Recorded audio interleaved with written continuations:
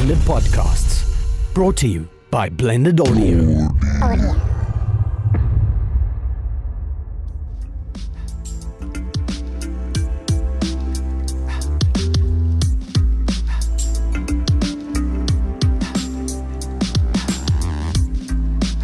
Hello and welcome to Centre Stage, the South African Film and Theatre Podcast. I'm your host, Peter Bates.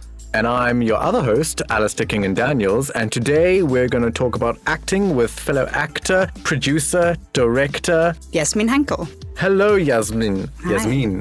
Yasmin. Thank you for coming to join us today, out of your busy schedule, I'm sure. So just tell us... Thank you for the invite. Pleasure. So just tell us, who is Yasmin? Oh, wow. Who am I? Starting with the big ones, questions. Yeah. Well, as you said, I'm acting mostly and then directing and writing in order to act. So like me as well. But not only in order to act, also to get the right projects. Because often, especially for women, I mean, this is a changing landscape at the moment, but like often you still get very boring characters for women. So that's also why I like producing, because then I can get a great team together. I believe you're going to interview Tash Futurin at some point. She'll tell you that I forced her into writing. So like, who am I? I have a fine art background because I wanted to have a clear vision of what I want to do and not just be available and desperate to get roles, which is why I ended up doing producing and also directing because of I like having a clear vision. So you like realizing your vision? Yeah. I think that's most important to me, getting a production out and being part of that. So leading a team where I'm also one of the members. Hence not only directing, because that was not enough for me. I spent some time behind the camera and I was itching to be in front of the camera as well. And that's always been tricky to manage for me in my life.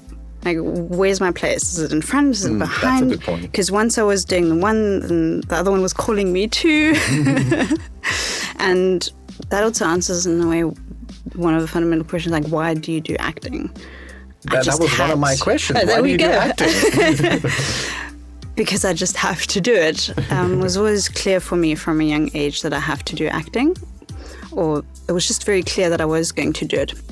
It's funny that we're in a recording studio because I thought that's where I would end up as a young kid. I was always listening to audio productions, audio plays. I grew up partly in Germany, and they're very big on dubbing and like audio plays and all of that. Course, There's a big culture for that. So I always grew up with that, and I remember very clearly as a young kid thinking, that's what I'm going to do one day. And then I discovered musical theatre, and I thought, oh, that's going to be the thing. That's the new thing I'm going to do one day. That's the new thing. But it was still acting. And at one point I thought, I'm going to be a lawyer. And Mom was like, are you adopted? where did I get this kid from? Like, that's not my child. Because we're very much into the arts, and she always emphasized that for me, taking me to the theatre. I did ballet classes when I was younger. I was on a ballet scholarship, music, always the arts were very important. And then when I thought, I'm going to be a lawyer, it just came very much out of the blue. And eventually I realized I just wanted to play, which is a dream I fulfilled last year. With the production, I started part of a big network, Terra, where it's an international play, and it's been viewed by more than 500,000 people around the globe. So that's that play. I don't know if this digress, but you brought it up. So that's that play where the audience chooses? Yes, it's an interactive courtroom drama. How does that work? Like, do you have set things that you... Only the ending is changeable. Yeah. So everything stays as is until the verdict, which is determined by the audience. And so we need to have two endings, whether the accused is guilty or not. That's the only change that could happen. Which ending do you prefer? well, I can't say. We're going to put it on again so that audiences can decide for themselves. But when we put it on in Cape Town for the African premiere, it was not guilty. Okay. But there are verdicts around the world where it's also sometimes guilty. It's very controversial. Do you know anything about sort of like, is there a correlation to the place where it's performed and whether it's mostly guilty or not guilty, or do you not know anything about that? Well, apparently in Japan it's guilty. Which is interesting because it shows you culturally how people are informed, and there it's all about honor, as we know from samurai tradition. So it makes sense that you have to understand the play, though. I mean, I can go into more detail, but I don't know where you want to lead this conversation. Wherever it goes. But yeah, my point was essentially with this that I fulfilled that dream of playing a lawyer by playing a lawyer in that play. And then I kind of was satisfied with that. And I realized that was never really the thing I wanted to do. Then eventually I went into directing because at the time I didn't see any characters for myself. Especially as a woman, like I said, at the time. Now things have changed, but back then I didn't see the interesting characters being played by women, and also because I'm Mexican-German, like where do I fit in South Africa or the Western world in general, like what characters to play. I found that very difficult at the time, so I realized I need to go into directing, which is why I ended up doing a fine art degree, because I thought a lot of the directors I really respect who have a clear vision, a creative vision that they bring forward and their own artistic touch to it. They had a fine art degree. Okay. So I thought, that's great. That's going to challenge my brain, which was true. It did. Because I could work out a lot of things in that degree and still acting as well, but more on the art performance side, but integrating that into my artworks. So it's just a different little angle. I mean, I see my whole life as a mosaic. And I've collected all these different mosaic pieces, which are being put together slowly. Where did you study? At UCT. UCT, okay. Yeah. And then also did acting courses all the time, like at ACT Cape Town, any form of master classes that were happening at City Varsity. Yeah, so whenever something came up... Jump on it. Yeah, exactly. So suppose what you got to do as an actor here in Cape Town, you got to try and get as much exposure, I suppose, to techniques and people and network. And I mean, that's how you network, is meeting other people. Yeah. And that's how you get people to be in your plays, and how you get directors, and how you get financiers. Producers. So, So tell us, what's your most recent project? What are you involved in now? So when you said cutting out time from your busy schedule, I do actually have a very busy schedule at the moment, which is a web series I'm also producing. I'll be co-directing with my boyfriend, who's also an actor and director, and I'll be in it. He's also in it. Can't really say much more yet. It's a secret project. It's not a secret project, but I can't really reveal too much yet because, like you said, there needs to be financiers involved. So I can't share too much yet. But Wayne Renee is writing it. He's the writer. I know Wayne, yes. Yeah. And Tash Peter will also be in it. He's also in it. You'll see a lot of South African actors in it. Good. We need to make more. We were just talking with Charles. We need to make more South African content with South African actors and producers and writers and everything. Because I find it in a way sad that people expect us to have American accents and British accents, which is great because, we need to have skill sets and it's fine, I understand that, but why can't we make something where we just are ourselves? Yeah, authentic. Exactly. So that's what we're going to have with this web series. It's going to be set in Cape Town. We're not going to be pretending it's LA. Somewhere. Okay, well, thanks. And I think what we wanted to ask as well was, we wanted to look at your creative process. You've got a character. How do you embody that character? How do you become that character? What's your process behind that? So it depends if it's something that I've chosen to do as a project where I'm also self-producing, or if I get cast. So if it's something, like I said, it's so important for me to be called on a mission in a way to do this project. Because like with the interactive courtroom drama, Terror, there I was first thinking, okay, should I play the lawyer that I wanted to do, or should I play the fighter pilot who's the accused? And it was constantly this thing, should I play that one or that one? Which one do I want to do? Yeah. Which one's calling me? And then, so it was very difficult, but I'm going to put on the production in Joburg soon. And then I'll be playing the other character because that one was not letting go of me. And what was calling me is because also, I mean, in terms of the soldier, I'm a competitive sports fencer. One sports fencer, and I went very far with it. I just couldn't represent South Africa because I'm not a South African citizen. I'm German and I'm Mexican. Oh. So that's kind of where that sports career ended. But I understand that whole mentality of martial arts and being a sports soldier in a sense. Yeah? So I could identify with the decisions that character was making, which is why I had a strong calling to that. Then, as I said, I always wanted to be a lawyer, play a lawyer. I think maybe I just wanted to be like Tom Cruise. And A Few Good Men. Could be. But so that was also a strong calling to play that character. Then if I get chosen to play a part, you always have to choose, in my opinion, you always have to choose that character as well. Because if you can't protect and be a defendant of that character, there you have to put the lawyer thing in again. Or at least I have to do that. If I can't defend that character, I can't play that character. Because I was in a situation once where I played a character where an action did not make any sense to me. And I spoke to the director about it.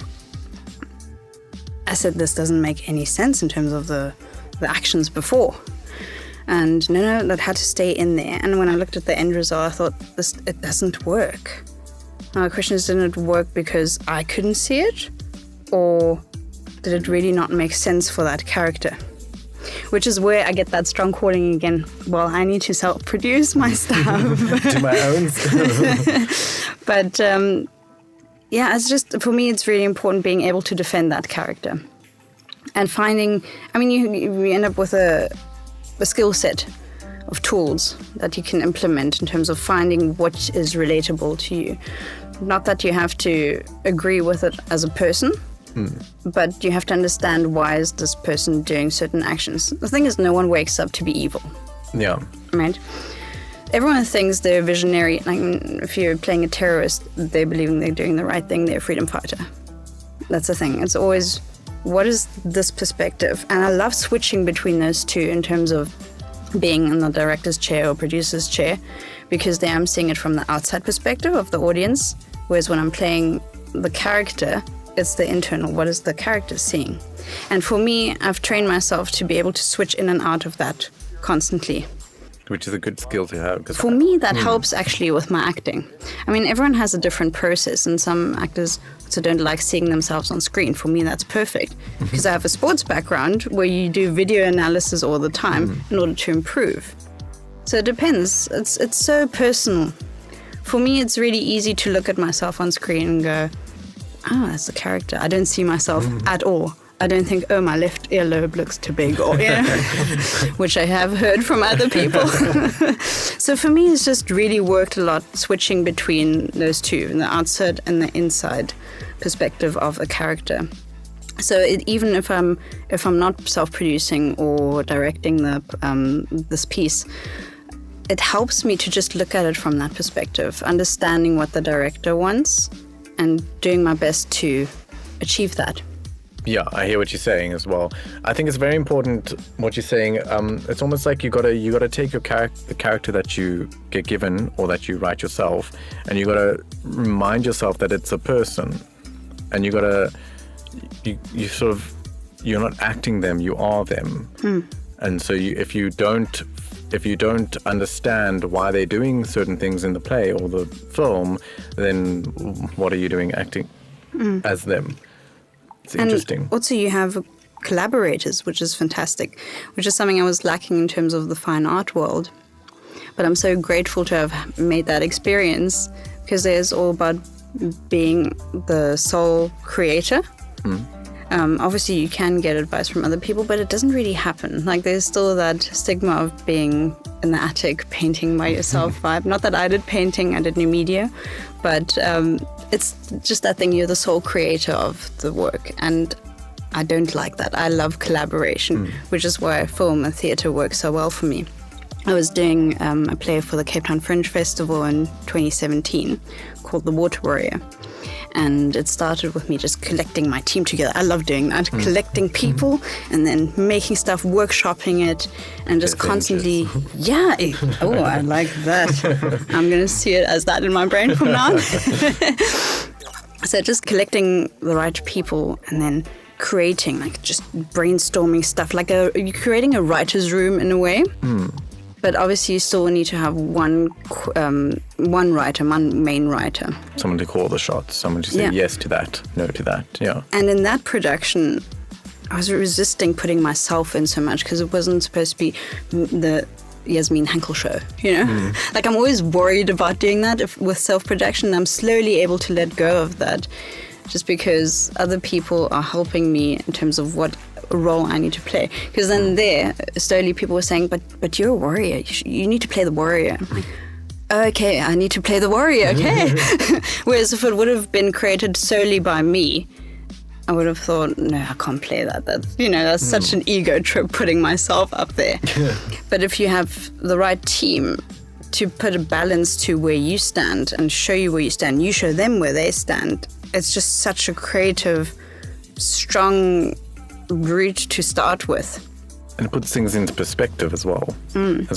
Like when we were doing Halfway In with Tash and him, Peter and me, and another girl called Megan, I was the director, but I didn't do as much directing, like in the traditional sense. Like I would say, okay, I would like it this way, but then if someone does something different, then I'll be like, oh, actually, I like it that way. Do it that way.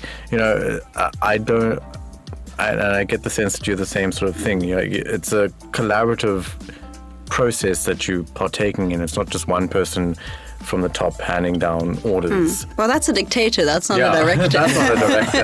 But there's that misconception of that being a director. Whereas a good director needs to be a leader who grabs other people by the hand and says, okay, I'm marching forward. Are you coming with me? Let's go. That's the image I like to use. So stage and theatre. Who do you love more? You mean screen? Stage and screen. Yeah. Who do you love more? Both. So now I'm doing a lot of work in terms of screen, and there's a strong calling, but the stage is calling, and it's difficult because you also need to make business decisions. Theatre in winter in Cape Town. My boyfriend and I said both, no, we can't do that now. We missed that window of autumn, because directly winter is just people. Okay, I come from Germany and America, and there it's cold in winter. It's actually cold. But Cape Townians think this is really cold and will not leave the bedroom. Or the comfy couch. So it's just difficult to get people into a theatre in winter. So that's a business decision to make. Then also what film festivals are coming up, which is what we asked ourselves. Okay, let's focus on film. It just makes it's a better business decision, because that's the thing. It's not a hobby. This is a career, a profession, and it brings in the money. Yeah, you got to treat it like a business. Yeah. So it's obviously passion driven, but I mean, if I could, I would do both. At the same time. Get off straight of the stage, shoot at night, go, or shoot during the day, do play at night. That would be kind of the dream. But especially if you make your own things, there's a lot of time spent in terms of the production process or pre-production. Yeah, you can't sort of just hand it off to someone else to do. This is your job now. No, it's all your job. Yeah. If you have a specific vision for something, that's how it goes. So what happened with the series we're doing, I could actually, if the release is later, I can actually say the title. The title is The Ripple. The Ripple. And it started with a play I wanted to do, which was after a movie though. And in terms of getting the rights, I thought it's not going to work. So why don't we do something that's inspired by that? Which is when I met up with Wayne Renee and told him, what do you think about this? Because we were actually performing Terror on stage at Alexander Bar. And we got home after that. He was staying at my place at the time. It was just more convenient in terms of getting to the theatre. And we just got back and we were so pumped. Because that's the thing, like once you start a creative process, that gets the engine going and then you can't stop anymore. You can't stop. Like we got home, keep creating. We started making logos for the show, posters, and then we thought it's better actually if we change it into something else. And that's, I think, where a lot of people fail because they just stop. They say, okay, I can't get the rights for this. Okay, it's not working. It's a dead end. And that doesn't work like that. Creativity doesn't work like that. You start somewhere and it goes into something else, into something else, into something else. And in the end, it's different, but it's better. And I think a lot of people cannot let go of the concept. If it doesn't work, then you need to do something else. Yeah, a lot of people come with like a specific idea. I've done that a few times. You come with like a specific idea and then you can't make that happen. But also at the same time, you don't want to change it in any way because you're like, this is my idea. This is how it is in its entirety. You can't change it. And you've got to sort of learn to let go a little bit. It's your baby, but if you want to get it realized, you need to make some sort of sacrifices. And sometimes the sacrifices are really like blessings in disguise because it takes you on a further different path. Yeah. That's the thing. Is it a sacrifice? I don't like the expression of you have to kill your darlings in script writing. Because if it's making it better, you're not killing off anything that was bad. Obviously, you need to protect your work. And if people who aren't necessarily creatives come and they say, but we only get money if we change this and we change that. And also if too many cooks spoil the broth. So that's something to be careful of. But that's why you need to only surround yourselves with people you trust, where you trust their creative process and you know we're all moving in the same direction, essentially. Yeah. So the idea of trust, you got to trust that the people you're working with also want this to be good. Because if you just sort of think in your mind that you're the only person who wants this to succeed in quotations, whatever that means, then you're not going to because you don't take anything else from anyone else. It depends on the mindset you start with, because if you work with people, you work with people to get their opinion. If you work with people to use them, which some people do. Yeah, and that doesn't work because then you're not respecting the other people's vision. So what happened with our web series, because eventually I was saying, no, we're going to do this ourselves, not try to get rights for something else. We're going to use something that's inspired, not copied. Obviously, it's just, that's a starting point. Yeah. And then I spoke to Wayne in terms of what needs to be in it. Also what I've promised people in terms of the end result. And he found it a bit difficult at the beginning in terms of writing for someone else. And I said, no, you're not writing it for someone else. You're still going to be the creative origin of this. You are the writer. Go with it. You can put it on a space station. I don't care. Don't ask me things like that. Go, run. And then in the end, he wrote exactly what I wanted. But I gave him the freedom to go and play. Because you trusted him. Of course. But that's the thing, whenever you work with people. And also if you're exclusively acting and not playing any other part in a production, you just have to trust the director's vision, that they're going to get the best out of you. It's always a collaboration. Cool. I only have one last question, and it's a kind of a fun one. Is there a character from anywhere that you would love to play, either on stage or film? What character makes you want to like really sink your teeth into them? That's why I make my own stuff, because I'm already is there no doing character? I would love to play Hamlet. Oh. Ooh. I'd love to play Iago. Ew. Like proper. I played him like briefly before, but I like proper because he's such an evil little bugger. You? Oh, I'd love to play Macbeth, actually. It's interesting. Designs and glory. Well, maybe we could make our own production with those 3 characters. Just putting it out there. Those 3 in there. Any script writers listening? Here's your cast.